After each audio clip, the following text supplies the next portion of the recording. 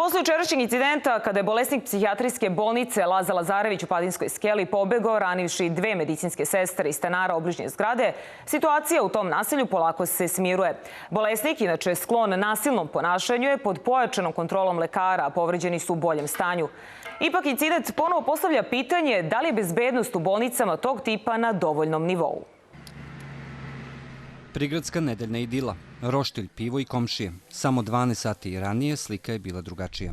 Mladić koji je više puta na silu privođen na lečenju u bolnicu Laza Lazarević polomio je staklo na trpezarijskom prozoru. Napao i komadom stakla isekao 2 medicinske sestre, a zatim pobegao iz kruga bolnice. Pri tom je ranio i stanara obližnje zgrade. Stanovnici ovog naselja kažu su već navikli na ponašanje svojih komšija, ali je poslednji incident rodio novi strah.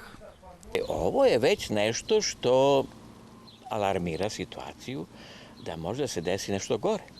Ako se već jedanput desilo, znači to može da se ponovi. Iako sam ceo život ovde, tako reći, jednu zgradu ispod sam i rođen. Celog života ih tako gledamo tu kako prolaze, izlaze, dolaze, odlaze. Prave manje više problema, ali je to ipak uz neki oprez. Već smo se i navikli na njih. Reakcijom portira i policije agresivni mladić vraćanju u bolnicu i sada se nalazi pod pojačanom kontrolom lekara.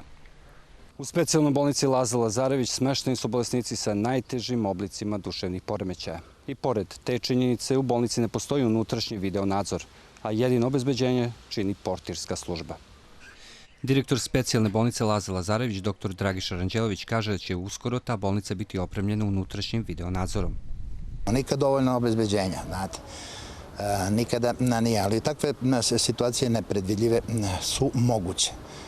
Čini se i treba da se čini i dalje i činit ćemo i dalje da postignemo maksimalnu pozornost da bi se izbegli ovakve događaje, ali oni su jednostavno neminovnost.